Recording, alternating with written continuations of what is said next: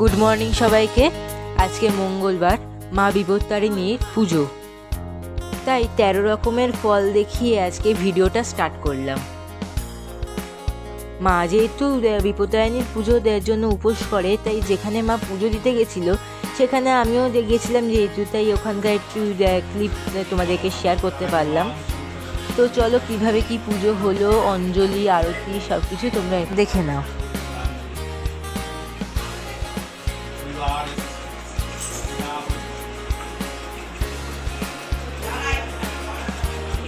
মা যেহেতু আজকে বলেছিল যে মাকে সরাসরি ভিডিওতে দেখাতে না, তাই তোমাদেরকে দেখালাম না, তবে আজকে মা বিপত্তারিণীকেই দেখে নাও।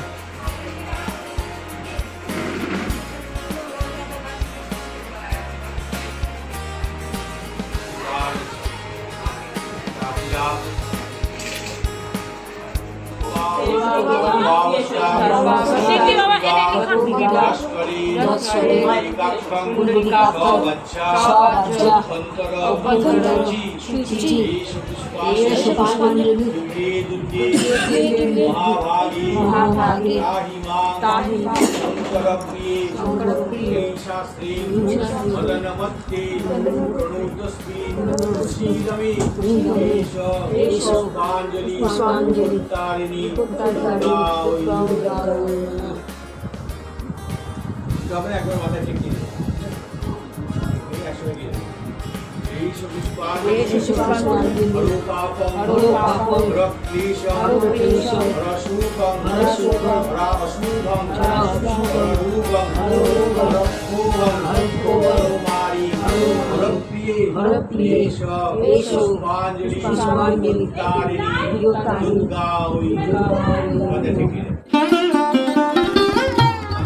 যে নারী ভক্তিভাবে প্রত্যায়ী হতে পারে দেবী দুর্গা তাদের সকল বিপদ থেকে রক্ষা করেন। নারদ বললেন পৃথিবীতে এই প্রথম কে করেছিল এবং বিবাহিত বাপকের প্রচারক আমাকে সবিস্তারে বলুন। মহাদেব বললেন বিদর্ভ দেশে সত্য পরাক্রম নামে এক রাজা ছিলেন, তার স্ত্রীর নাম ছিল গুণবতী। তিনি সকল প্রাণী হিতাকারী ছিলেন। সে রানীর সঙ্গে একদিন এক চমৎকারের পত্নী মিত্রতা হয়েছিল। রানী এবং চমৎকারের পত্নী উভয় নানাবিধ জিনিসপত্র আদান প্রদান করতে লাগলেন। একদিন রানী চমৎকারের স্ত্রীকে বলে, দেখো আমি নানা রকম মাংস দেখেছি, কিন্তু গোমাংস কখনো দেখিনি, তুমি আমাকে দেখাতে পারবে? কিন্তু সাবধানে নিয়ে আসবে, কেউ যেন জানতে না পারে। রানীর কথা মতো চমৎকারের পত্নী একদিন নানা রকম মাংসের সঙ্গে গোমাংস কাপড়ে লুকিয়ে রানীর কাছে নিয়ে গেল। কিন্তু রাজবৃত্ত তা দেখতে পেয়ে রাজাকে সকল সংবাদ জানালো। রাজা ফিরে এসে রানীকে বললেন, চমৎকারের পত্নী লুকিয়ে চাইছে, কারণ তুমি তা ঘরে লুকিয়ে রেখেছো, আমাকে সত্যি কথা বলো, না হলে আমার এই ধর্মরাজ্য ধ্বংস হয়ে যাবে। রানী বললেন, মহারাজ কিছুই নয়, নানা রকম ফলও ফুল আছে, আপনি অপেক্ষা করুন, আমি এনে দেখাচ্ছি। এই বলে রানী ভেতরে গিয়ে দেবী প্রত্যায় দুর্গাকে রাখতে লাগলেন।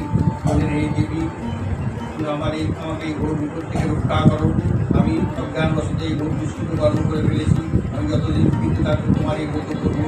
রানীর কথায় তিনি সন্তুষ্ট। রানীকে বললেন, দেখো আমি সর্বত সন্তুষ্ট হয়েছি, আমি বর দিচ্ছি, তুমি যে সকল মানুষ ঘরে রেখেছো তা নানা রকম ফলও চলে যাবে।